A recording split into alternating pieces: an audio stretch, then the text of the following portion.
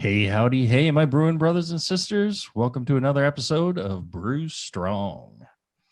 Today, my guest is Scott Janish, and you may have heard of him from scottjanish.com, where he's been blogging and experimenting about hops and hoppy beers and providing a ton of great information to us all about hops through his really great book, The New IPA. It's all about really the modern techniques that everybody's using to get ultra hoppy beers, whether they be the more bitter, dry West Coast style or the more juicy East Coast New England style. He's got a ton of information on it. It's been really, really useful. It's one of my most recent favorite books that I've come across. Scott, tell us a little bit more about yourself. Well, first of all, it's cool to hear you say that. I mean, I've been a longtime fan of yours, both as a writer and as a podcaster. So it's cool to hear that you even know of the book, and it's a thrill to be on your podcast. But a little bit about myself. Let's see. I mean, I'm been beer blogging for probably about 5 or 6 years. Mostly focused on looking into the academic papers out there. There's this huge world of beer research that I think largely goes unnoticed a lot of times. And so once I stumbled across that, I was just kind of hooked and started really reading through academic papers to see, to inspire new brewing ideas or things to test, or and started writing blog posts to kind of like summarize what I would come across and read in these papers, and then usually try to brew a batch or something to test out the research. And so that progression of writing eventually led to working on the book, which eventually led to me meeting and becoming good friends with Michael Tomsmeyer, who is now my business partner at Sapwood Cellars in Columbia, Maryland. I went over to his house. We're both in the DC area to talk about getting his opinions on writing a book. Is it worth it? Should I even go down this route? We decided we should probably just start a brewery. So in a lot of ways, so you made lots of bad decisions, is what you're saying. Yeah, that was that night was 2 years of writing a book, and now at least 7 years of a lease. So yeah, maybe it was a bad decision. Well, I tell people that want to open breweries, write books. It's like, well, it's a ton of work, doesn't really pay, and then you feel good about it anyways. If you enjoy doing it, then it doesn't matter what you're getting paid. Yeah, I agree 100%. And for me, it was part of the book. The back part of it was just, I was going around the country interviewing, brewers that I really respected and looked up to, and they would tell me their whole process and let me document it. And so, that was fun to include in the book, but it helped, Mike and I, as we were starting a brewery, Yeah, I noticed you never stopped by here and asked me,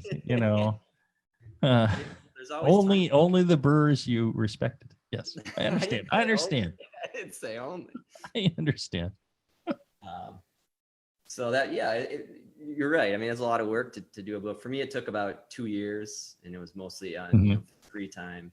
And then also at the same time trying to start up the brewery. So that slowed things down quite a bit, but eventually just had to get it out there and publish it and say it's good enough. I actually was trying to get it published through brewing publications, but they decided not to go through with it. And since I was already so far along, I was like, screw it. I'm just gonna. They passed on a good one. I mean, I think everybody's getting that book, and everybody should. Do I have my copy here? I don't have my copy here. It must be at home. But like you said, it's rewarding, and I'm glad it did it. So, and I'm sure you feel well.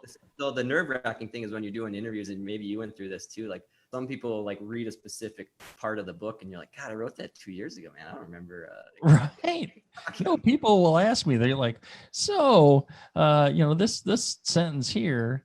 And it's like, I don't know. I mean, yeah, I guess I wrote it. I'm not sure what it means now. I like read my own book before I interview. Right. There's been a lot of pints since I wrote that. Well, and I think you're getting close to, needing to do a second book here, a version 2. with all the new information that's coming out about hops and all the new great information you're putting on your website, everybody should have bookmarked scottjanish.com for the if you're interested in hops and using hops, because you just keep piling on good information after good information. Seriously, I have your site bookmarked. I thought one of your neat things you got on there is like a database of the hop oils, hop compounds, and you can kind of sort by which hop has the most of each kind of compound. I found that really useful and interesting, as I'm trying to select hops for something or trying to,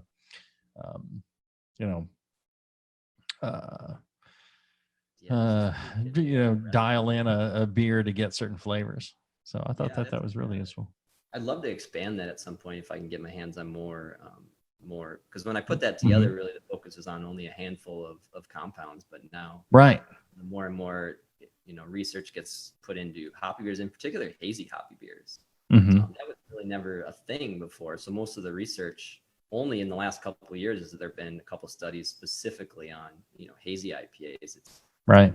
Most of the research that's in the book is really like trying to piece together things that might explain why hazy beers are hazy or ways to get more hop flavor in there. So you're right. I mean, every quarter there's usually some more papers put out on whether it's brewing science or master brewers, and so it's fun that hopefully brewers can keep kind of leading where they study, because that's a lot of these, I don't think a lot of them that are doing the research are actually brewers themselves. So it's good to have everyone kind of involved. Right. Oh, I agree 100%. And one of the things on your website that really drew my attention and I found fascinating was one about the argument for cold dry hopping. I read through that and I thought, that's something that a lot of people should consider trying, or at least, they should read the information that you provided. First off, what is it exactly you mean by cold dry hopping? Yeah, this is I think I tried to make a case for a cold dry hopping in the post, not because I have any skin in the game in it, but it just seemed like all the different papers I was reading pointing towards there being benefits to cold or dry hopping. And so, typically, at least for myself, when I was homebrewing, I would usually just dry hop at the tail end of fermentation, and usually the last couple days or whatever fermentation, that's when you're at your highest temperature. So maybe 68 to 72, 74 degrees, depending on your yeast or whatever, and that's when you dry hop. And so after doing some research and talking to other commercial brewers, I found out a lot of people were doing it at what they call soft crashing temperatures. So that's when you're dropping the tank to about 58 degrees. 58, 62, around in there. Right. That's what we were doing. Get used to flock out a little bit, and then usually we try to get the yeast out of the beer and then dry hop. Yeah. So for me, cold dry hopping is anywhere from 40 degrees to 58 degrees. Okay, 40 to 58.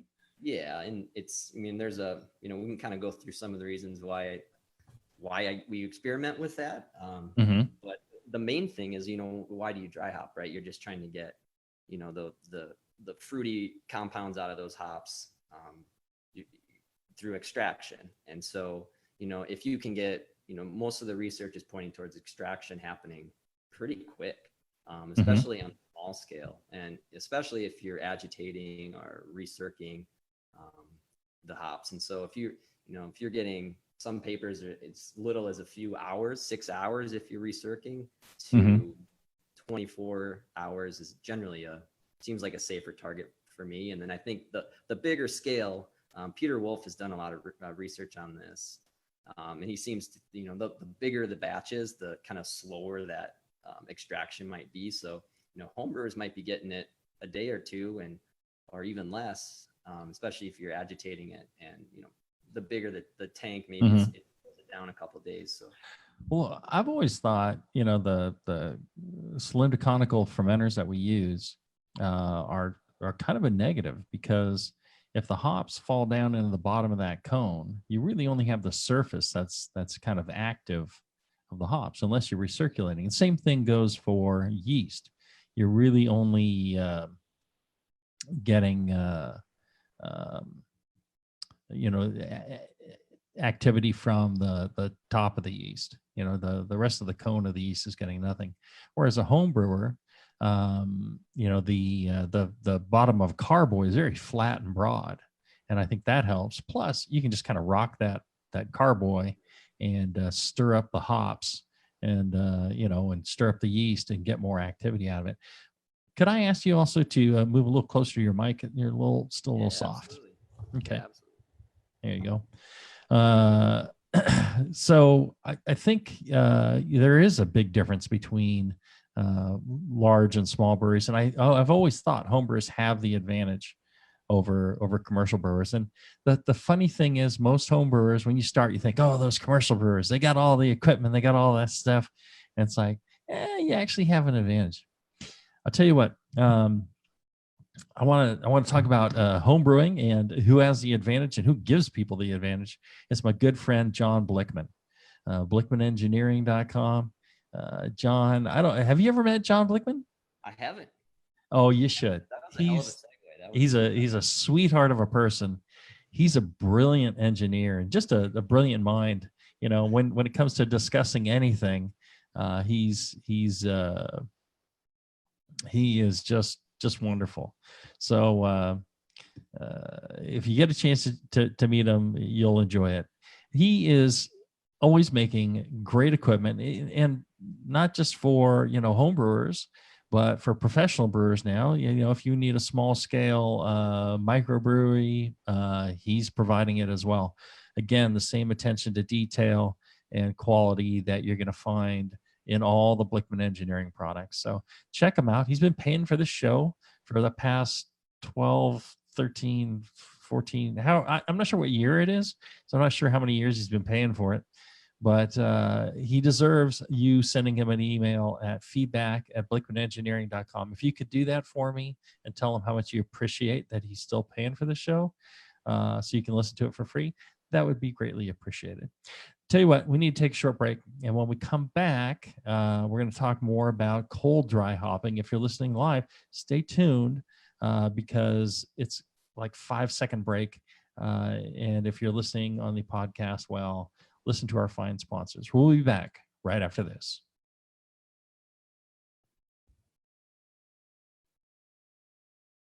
All right, we're back. We're talking about cold dry hopping with Scott Janish, who is pretty much becoming a god of hop information on the web. If you can, get a little closer to your mic or talk a little louder, whichever one. I'm getting feedback from our live listeners that you're a little soft. Okay, I'll do. Oh, there you go. Yeah. You're just a gentle, kind soul. All right, so we were talking about cold dry hopping. Why not colder than 40 degrees Fahrenheit? I guess I've never really. Most of the papers don't ever even test below 38 degrees. I guess they just kind of figure that's around where you're keeping your beer cold, and so that's just where they stop most of the testing. Really? See, what they should do is ask, because we crash everything down, below 32, around 30, 31 before we package. And so my thought on cold dry hopping was, well, let's go ahead and crash all the way down, do our dry hopping, harvest our yeast, do our dry hopping, and carbonate and be ready to go. Yeah. And have you tried it at that low of a temperature? We've tried it, and it is not gone to centrifuge yet, but I told him I just texted my guy to bring me a sample so I can taste it right now. Oh, that's awesome. Right. Yeah. But that a lot of times if I do so I'll do a lot of not really test batches, but we have a 10 barrel brew house and 20 and 10 barrel fermenters, And a lot of times I'll steal like 5 gallons. All of our homebrew equipment's at the brewery, and so we'll steal 5 gallons off the tank to do some like, little test batches or whatever before we dry hop to try different hops or whatever the case. And whenever I've tried to dry hop in our cold room, so around 40 degrees or a little less, I do think like I'll have to agitate those more than I would if they're a little warmer. Almost that the too cold, it seems like the hops are encouraged to drop a little quicker. So that's the only thing. If I was to go a little even colder than what we're doing now, I think I would consider agitating them more, whether that's just shaking it. And if you're dry hopping in a keg or something as a home brewer, there's not really a concern if it's under pressure. You can just kind of pick up that keg and swirl it around. Yeah. Turn it upside down. Yeah, we're recirculating, pump recirculating when we dry hop. We long duration, or is it like a 20-minute thing? We go for full turn of the tank, which is about 3 hours. Okay. Yeah. I've heard that you don't want to go more than 4 hours. I don't know. I've heard all sorts of things, but that may be at warmer temperatures. At colder temperatures, you might need to recirculate longer or less. Hard to say. But when we started the Heretic, at that time, I was of the mind that with hoppy beers, dry hopping, you split it into like two doses, and you set it like 3 days apart, and your total time was about a week.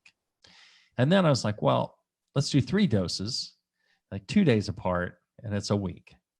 And then I went to, with all the stuff that came out about it, I went to, it sounds like my beer is coming now. I went to,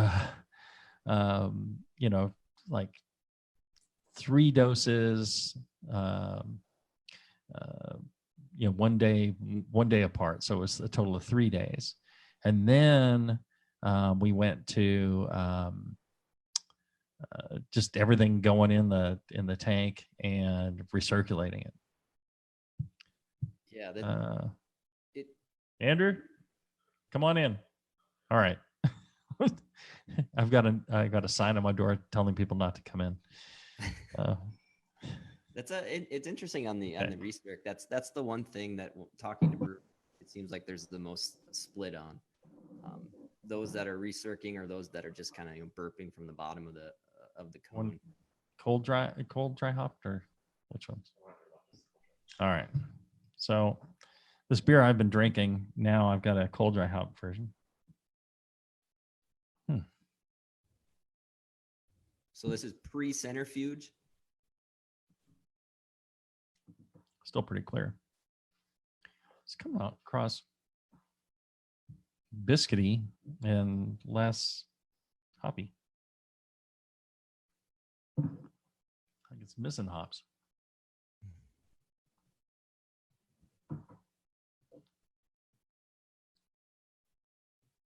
And this is the Yakima Classic Cascade.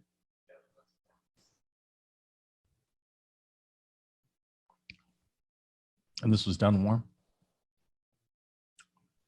That seems fine. All right. So interrupting the show. Yeah, we're live. We're live doing a show with Scott Janish from scottjanish.com. Yeah. I think you are encouraging us to do a lot more testing and experimentation. So one of the things we do is in the Whirlpool, we try and select some hops at a cool Whirlpool of like 175 hops that will produce a lot more linalool and geraniol.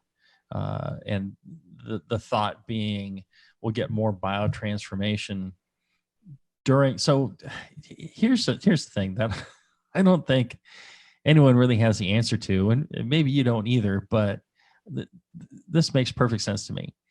For the longest time, people are talking about throwing in dry hops, when fermentation kicks off, X days into fermentation, while fermentation's raging, throw in your dry hops. Mm-hmm. In the side-by-side tests that I did on that, I got a tremendous bitterness that in triangle tests, nobody liked.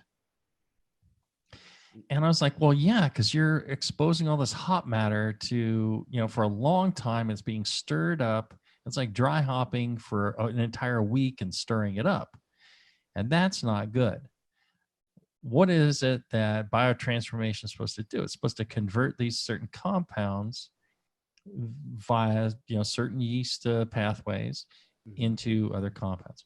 Well, if I throw those hops in the whirlpool, those compounds are transferring into the wort and are carried over into fermentation. They're not gone. Right. Why can't I just, if I'm looking for biotransformation, why can't I add those hops in the whirlpool and then not have the vegetable matter into the beer? And I avoid that weird, nasty bitterness, and I get biotransformation after all. Does that make sense to you? Yeah, I think that's kind of how I look at it too. And I think most of the research that looks at, there's a couple different ways you get biotransformation, but the one that we know that Saccharomyces ale strain is actually doing is some of the geraniol conversions, beta citronellol, for example, and that's happening. That's been tested within the first couple of days of fermentation.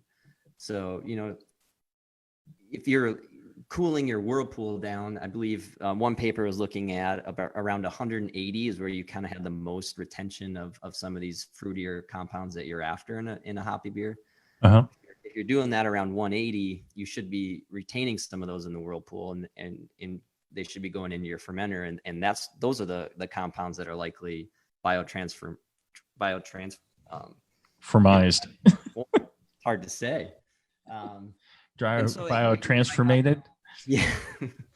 So if you're dry hopping like day 5, there's still active fermentation, but I think that the time has come and gone for when that was going to be converted. And so, just like you said, I think you're probably just adding more green vegetal material to the beer. And I say this all the time, but my biggest complaint with hazy IPAs is a lot of times they're just they can come across really astringent and green. Yes. Very, very vegetal. Yes. And I think that has a lot to do with just not enough hot side hopping in a lot of these beers. You kind of need to, you not just the IBUs from the hot side, but you need to mix in as much, complex compounds as you can to sort of balance that, because, heavy dry hopping does more than just, add, fruity compounds, but you're adding a lot more green, polyphenol-like compounds. And that's kind of where, the shorter durations and cooler temperatures come into play, where, polyphenols, for example, are, in studies where they look at, if you increase the polyphenol content, what does that do to the beer? And tasting panels, rate it as being more astringent and harsh. So, polyphenols typically are peaking during a dry hop around days like 3. And the warmer you dry hop, the more polyphenol pickup you're going to get. And so that's another sort of, win, I guess, score 1 for the column of a shorter, cooler dry hop is a little less polyphenol pickup. And the same goes for, myrcene is a hydrocarbon, but that's another one that just actually last year, there was a paper that came out that tested that at warmer temperatures. And the warmer you're dry hopping a beer, the more of myrcene you're getting into the beer, which can actually mask some of those fruitier flavors, because myrcene is, one of the highest compounds of hops. In terms of the total oil, it's up there as the highest percentage. Right. And that's a green kind of resinous character that can get in the way of some of the fruitier compounds. And this is especially true for hazy IPAs. One of the papers that was actually looked at, studied a bunch of commercial hazy IPAs, found that the viscous nature of the beer, so they're higher beta glucan, they're higher protein, they're actually able to retain some of these otherwise more volatile hydrocarbons. So you just think of it being it's thick, and so it's not getting out of the solution as well. And this is especially true if you're doing post fermentation dry hopping, where there's no active CO2 that would push those volatile compounds. No scrubbing. Yeah. So a West Coast IPA is going to have a lot less myrcene than a New England IPA. And so if you're trying to keep that down a little bit to have more of an intense fruit forward tropical citrus thing, it makes sense to experiment with cooler dry hop temperatures, because that's going to give you less polyphenols as well as less myrcene, and you're still retaining the, the thiols and monoterpene alcohols that you're after.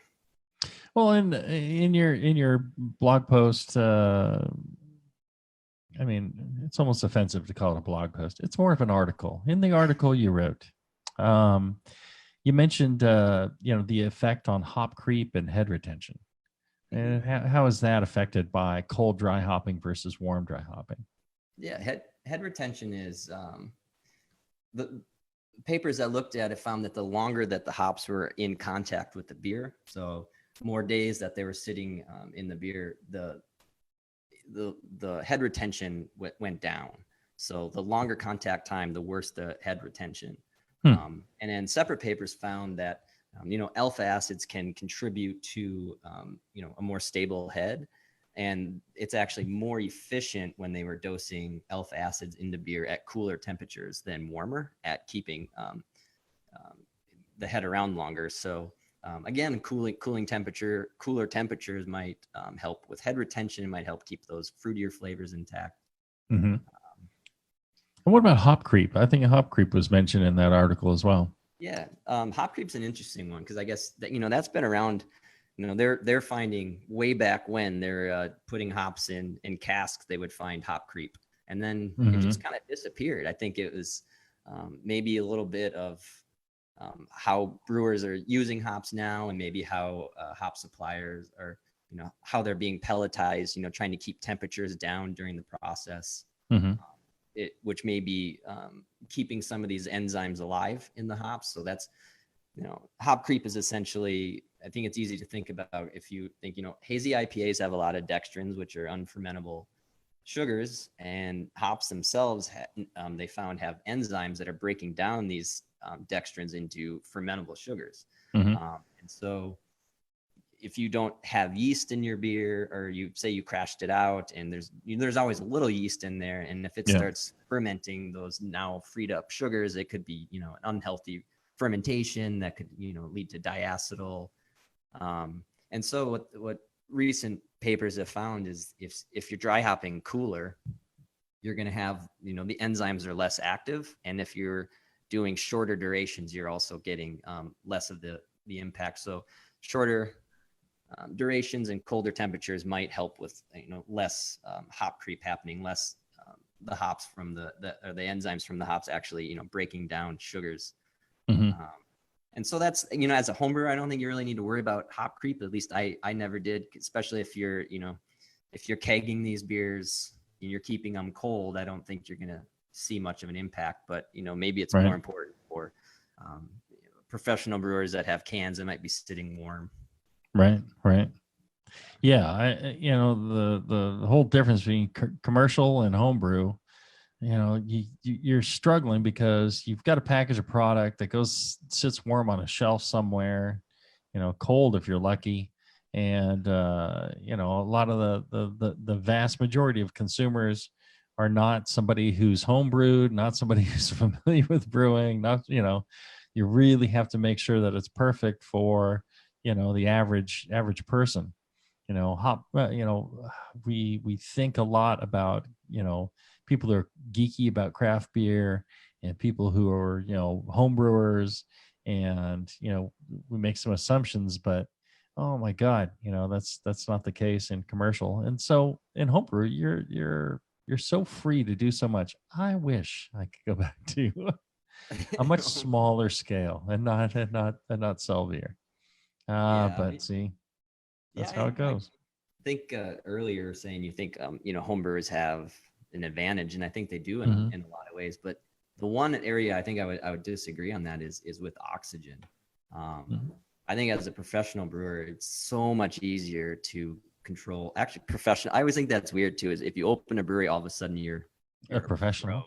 Yeah, it's like no other sport can you just name yourself a pro. I tell people I'm still a home brewer. I just brew bigger batches and I have a license to sell it. I haven't really it doesn't feel any changed. Yeah.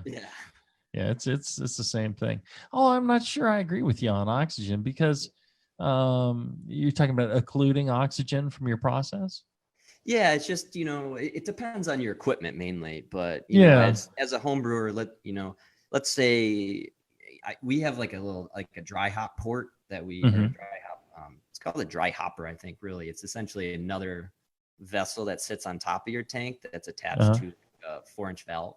Right. And you load your hops, you purge it with CO2, Yeah. and then you open the port and let the hops in that way. Yeah, exactly. It's a closed way to do it. But a lot of brewers, a lot of pro brewers are just spraying CO2 through their spray ball and just opening up that 4-inch Mm-hmm. hop and dumping Right. them in. And I can that's have John Blickman make this for homebrewers. It'll probably be ready next week. he Go should to actually blickmanengineering.com to check it out today. he should, because I think that's Right. because if you're opening up say you have a 20-barrel tank and you're opening up a 4-inch port and you're dumping in those hops, so you have 600 plus gallons of beer exposed Mm-hmm. to this Mm-hmm. Whatever oxygen right around that port. Well, if you're fermenting in a bucket and you open up that bucket and dump in the hops, well, you have more exposure to oxygen and you have less beer to dilute it, if that makes sense. So I think that's one of the biggest areas. I would say one thing though about dry hopping at warmer temperatures while fermentation is still, there's quite a bit of yeast and maybe at the very tail end of fermentation. Active yeast will take up oxygen very quickly. Mm-hmm. So, that may be less of an issue, when you're warm dry hopping then. Yeah, if you time it right. Yeah, and there's still a little bit of activity going on. And some brewers even add a little bit of sugar with their last dry hop just to, encourage a little quick re-fermentation just Really? for oxygen. That's not Interesting. something I've ever really done. I guess, if I was homebrewing these same beers that we're doing at Sapwood now, I would probably do 2 doses. Like you were saying, you break up most of your dry hops into, separate charges. And there's some research that shows you get better extraction efficiency in smaller charges. So that makes sense. And then, so I would probably dry hop with like a day or 2 left in fermentation for part of it. And then I would try to dry hop in a keg or something that I can purge post fermentation. Right. Yeah. You can consider metabisulfite if I was a home brewer. I would point towards Marshall's experiments over at Brewlosophy, where they're adding, was a 0.2 grams or something in some of their hoppy beers. And you can not only, they taste the difference, but you can just see the oxidation difference in the 2 beers. So that's so that, huge advantage to home brewers in terms of, doing weird, fun stuff, because you don't need 500 pounds of a weird fruit or something. But oxygen is the one that I've even tasted in a lot of home brewers too. That I just think is the hardest thing to control. Well, I'd say it is one of the most common flaws in a lot of homebrewed beers is an oxidation problem, right? Yeah, I think that it could be controlled, but people don't. I think that's maybe the biggest issue. All right, we need to take another short little break. If you're listening live, stay tuned. We'll be back right after this.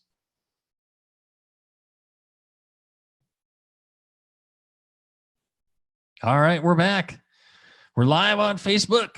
We're talking with Scott Janish, famous author from the new IPA book that everybody has, or if you don't have it, you should be buying it. I think I bought mine off of Amazon.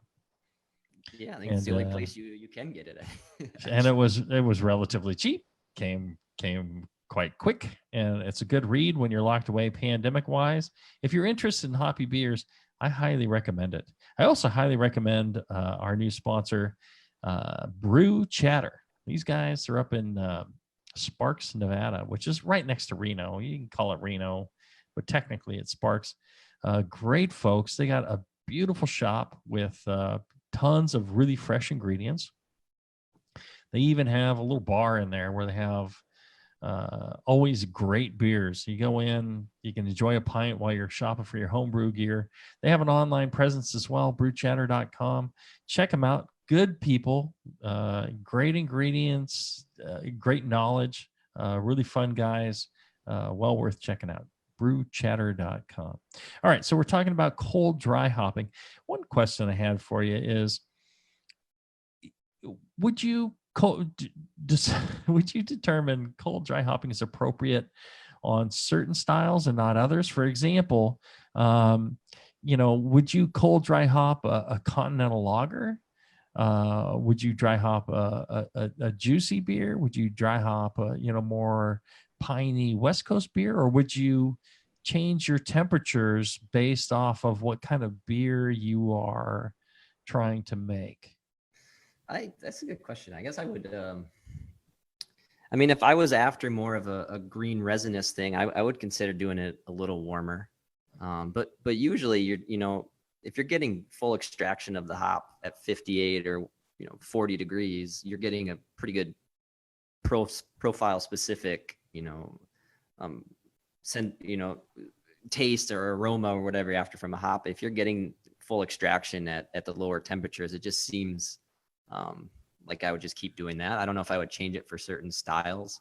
I'm actually experimenting now with I got there's a paper that came out about a lager strain. So Tum 35 is the strain. Tum 34 is the 3470 that pretty much everyone uses. And this Tum 35 was one that was really popular, I believe, in like the late 40s, and then just kind of disappeared. And they just found it again frozen on something. I'm not sure how that worked. And wrote a paper on it, and they sent me a little sample from Germany to test out. And I'm excited about it because it's a low sulfur producing lager strain. So that I think that sulfur thing for me anyways, gets in the way of hops a little bit. And there's research that shows the cooler you're fermenting, you might actually retain more hop compounds, particularly thiols.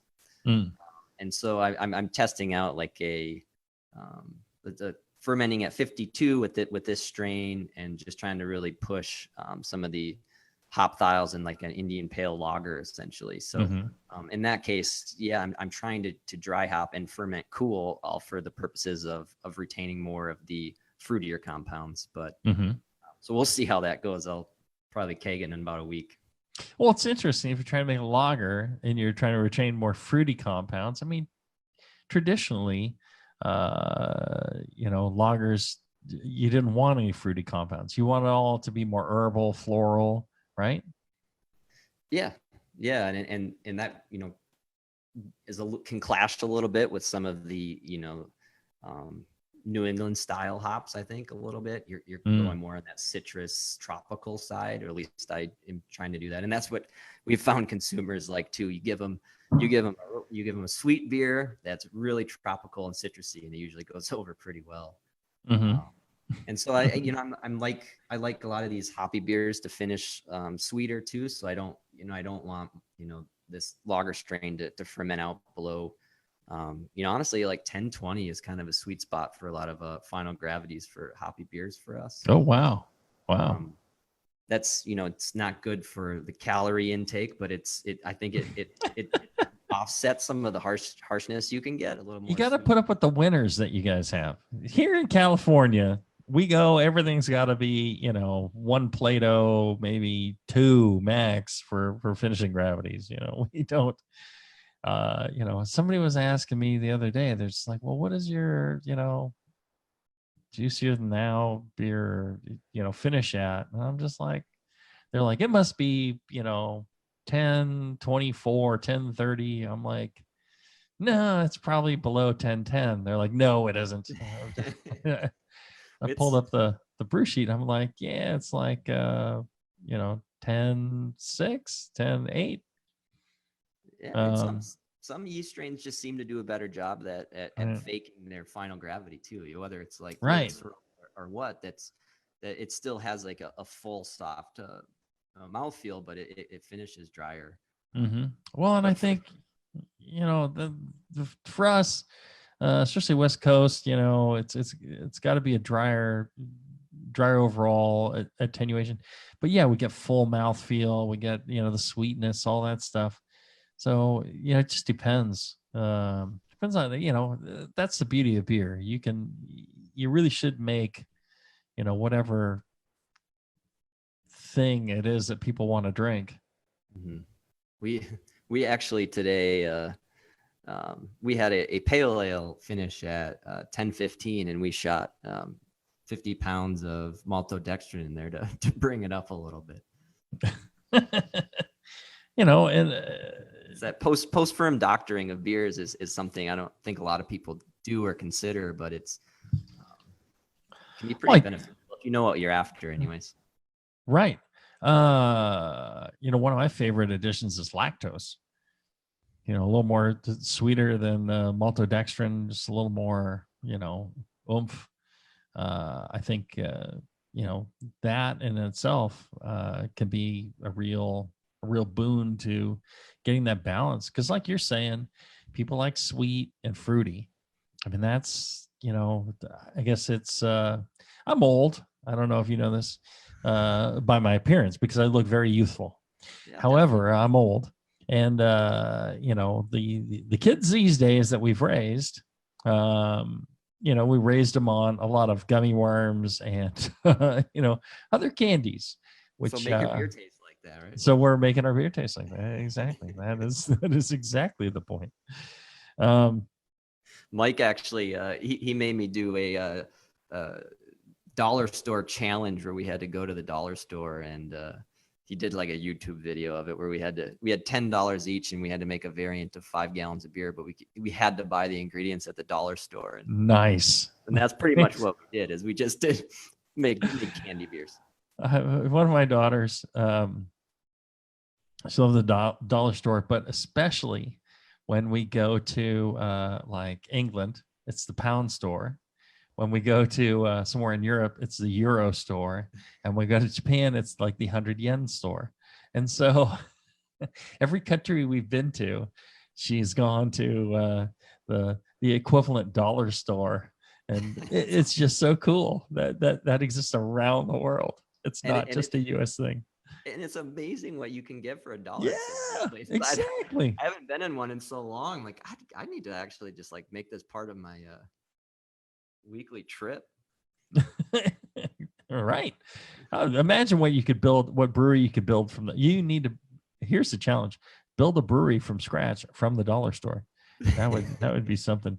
We gotta don't put a whole bunch of jumbo or Mr. Freezy things in a Berliner. Didn't work. I lost the challenge. You lost. What was the winning ingredient? Let's see. Mike did mango juice and like a fake, or it was like a vanilla extract type thing that smelled. Oh, like come on! He went the easy route. Yeah, he swept me. We used Untapped as the determine the winner. Ah, damn it! Well, there you go. Zachary asks, is there a risk for hop creep if you're dry hopping at very cold temperature? I would imagine it wouldn't be fully shelf stable after a cold dry hop. I mean, if you're dry hopping cooler, I think your risk of hop creep goes down. So I think you'd be safer in that way. Okay. Are there hops that favor cold dry hopping versus warm dry hopping? Is there some hops that you really think are advantageous at one temperature or the other?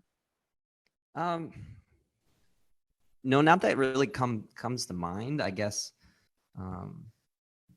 this is a way to avoid the question a little bit, but there's a recent paper that I was just reading that was looking at other impacts that other variables a hop has and how well it extracts. And they found that the higher the alpha acid of a hop, the poorer it extracted. Almost like the alpha acid itself was making it more difficult to get those compounds out of the hop pellet. Uh-huh. And so potentially higher alpha maybe could have a warmer temperature. Higher alpha hops usually have fewer polyphenols. And so if you have fewer polyphenols and you're going a little warmer, you might be safe in that regard too. Is it fewer polyphenols per alpha acid unit, or is it fewer polyphenols per weight of hops? It's more of I think it was a German study of German hops where they just essentially found a high correlation between high alpha and low polyphenol, and the low alpha acid hops had higher polyphenols on average. So I'm sure there's outliers with certain varieties, but that's just kind of one of the only sources that I've seen that looked at it like that. But I actually emailed this author. I believe he was in Germany, because what struck me with that is, a lot of the, I don't know if you use cryo hops at all in your dry hops. We haven't been. I mean, we considered it as just, the cost and the change to our process. Every process change we do, we have to test first. And, a lot of it is, hey, yeah, your next year's crop, we'll convert it for you. You'll have half as much and it'll all be cryo. We're like, hey, wait, well, hold on. We need to test first. So that's kind of the fun part of being like, we're still pretty small, that with, batch to batch, it really doesn't matter. We hardly ever making the same beers more than 3 or 4 times. So we can kind of experiment on the fly a little more, but we use cryo quite a bit, almost only on dry hopping though. And we don't use them at half the rate. I haven't found that to really be the case.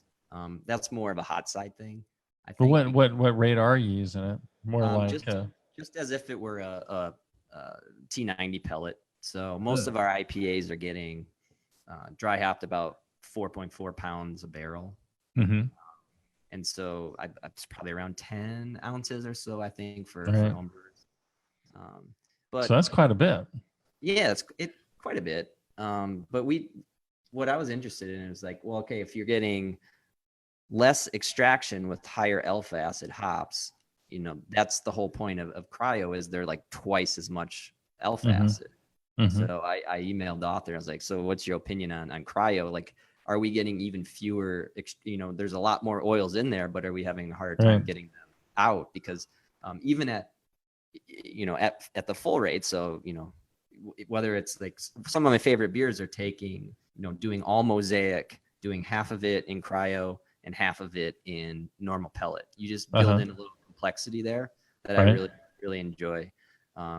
And so he actually responded, and he was cool. And he was just like, something I might want to test down the road, but he thinks that, the higher alpha cryos might benefit from more either recirculation or multiple burps from the tank to try to get more of the extraction. Well, and there's talk going around about kind of the maximum dry hops that are usable, that past a certain point, you're just throwing hops in and not getting anything out. Yeah, it's kind of like if you jump into a lake, you're wet. You're not going to get any wetter if you stay in longer, right? Exactly. But I've looked at those studies, and it's interesting. And the one that comes to mind, I think they used, I think it was a Thomas Shellhammer study, and he did Cascade hops. And when they used them in higher amounts, I don't remember the exact amounts. You started to lose this, citrusy thing from Cascade, and it started to get a little more herbal and aggressive, which kind of makes sense. If you're just throwing more and more vegetal material in the beer, it's gonna change a little bit. Right. And I don't remember what that saturation point was, but it was pretty low. And I just found, at the brewery, if we were to dry hop at those amounts, I don't think we'd get the same results. So maybe it's more of a variety specific. Yeah, it's hard to say. We're over what that limit was. So I don't know that we want to go lower, but if we could go just a tiny bit lower, it saves an amazing amount of hops. All right, our last short, quick break. We'll be back right after this.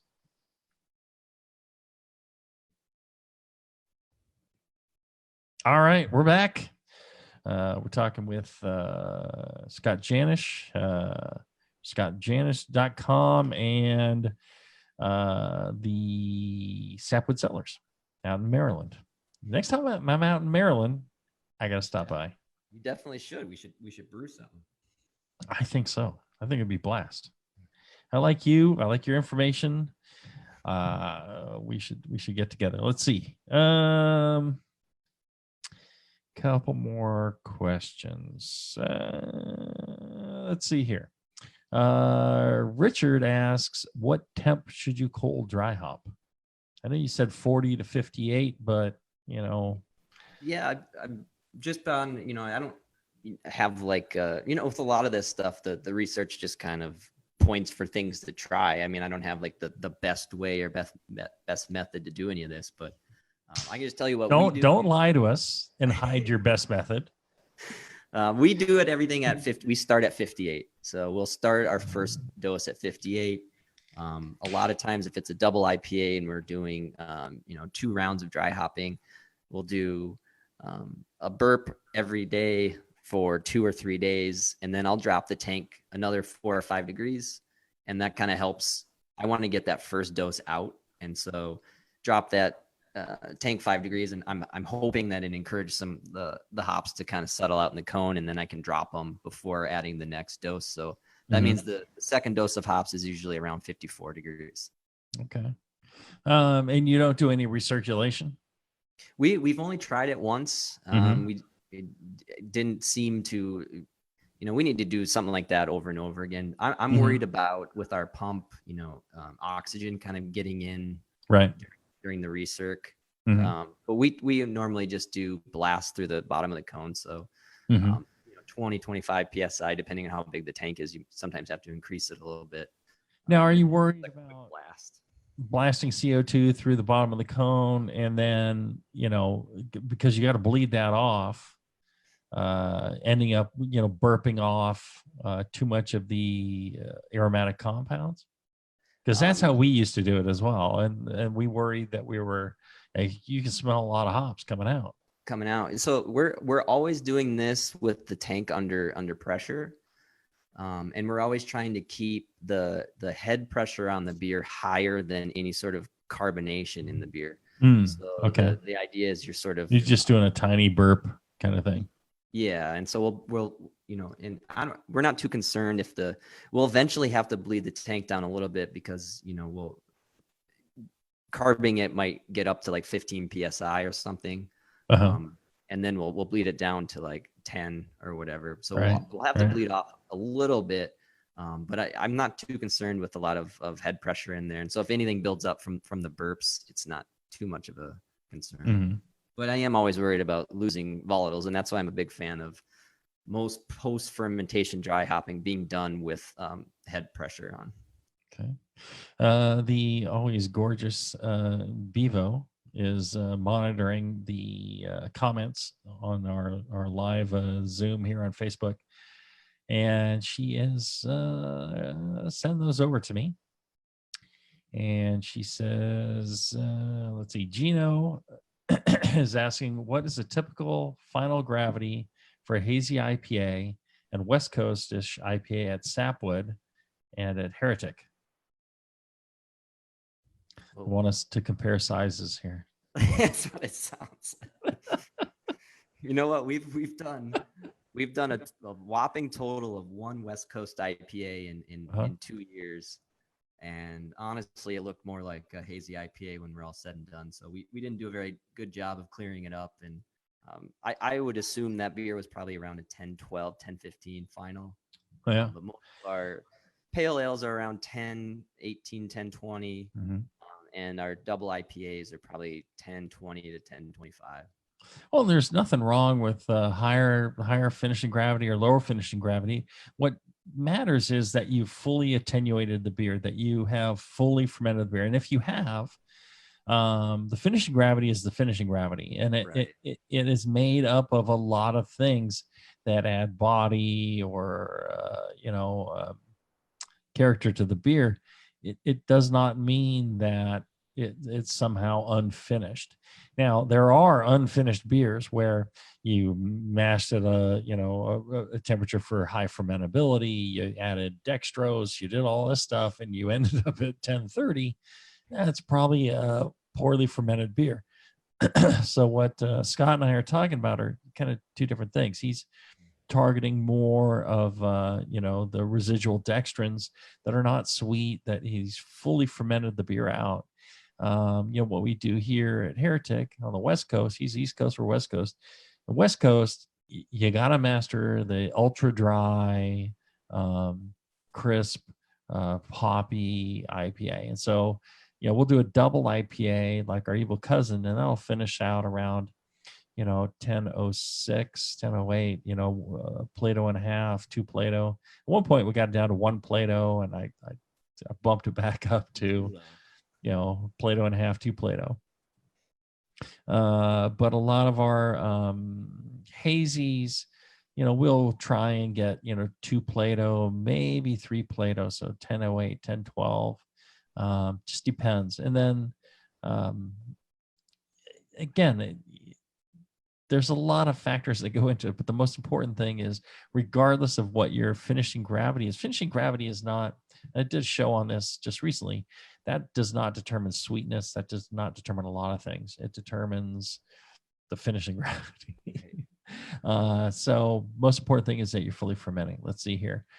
Tom asks, do 1 ounce per 5 gallons on 3 days dry hops? Oh, I do 1 ounce per 5 gallon for 3 days dry hopping. What would you change? This is Galaxy hops at 60 degrees fermentation. That's 1 ounce total in 5 gallons? It sounds like he's doing 1 ounce 3 times on, okay. Or on it may be on the 3rd day, or it may be, I don't know. Well, all right, 1 ounce on 5 gallons, 3 days in a row, dry hopping. 1 ounce, 3 days in a row. I think that if you are adding on multiple days on the homebrew scale, you just have to have a good way, especially if you're doing that post firm, kind of like what I was worried about oxygen. Yeah. Yeah. I would, hopefully you're doing that in a closed manner, or you have a way to purge the headspace of it. But depending on the beer and what you're after, 3 total ounces is fairly low, I would think, for a dry hop beer. I think I'm around at least 5 total for 5 gallons, and going closer to 10 for double IPAs. The higher gravities really seem to be able to, or the higher alcohols really seem to help. You can throw more hops at a bigger beer. Well, and also I think, a lot of any of the residuals seem to mask some of the hop character, sugars, all this stuff, and crystal malt especially masks that hop character, and it'd be nice to be able to get rid of that. Let's see here. We got a couple minutes left. Cole Melby, your local homebrew shop is an invaluable source for help with hop choice and dry hop timing, or any homebrew questions in general. I personally use Brew Chatter, and they're awesome to work with.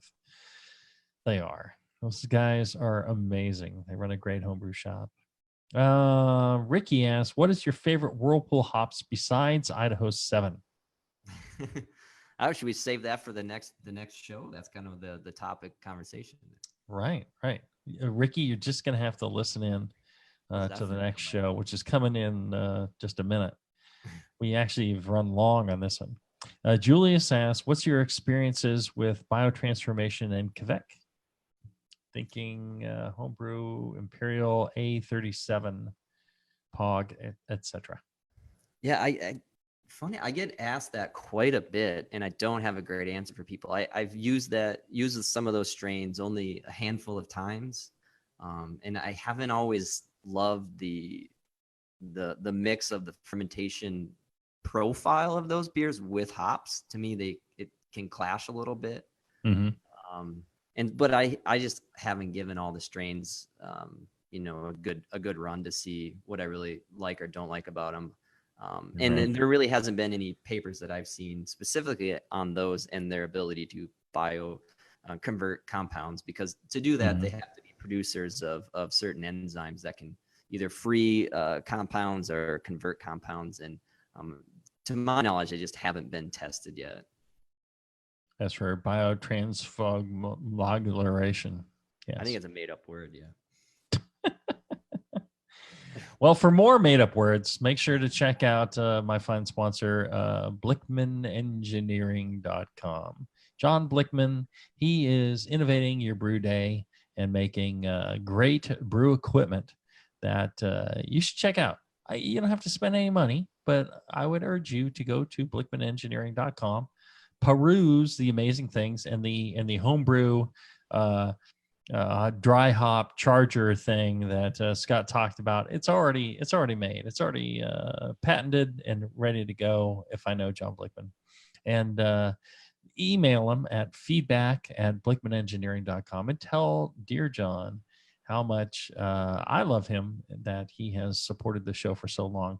He's a great friend of the show.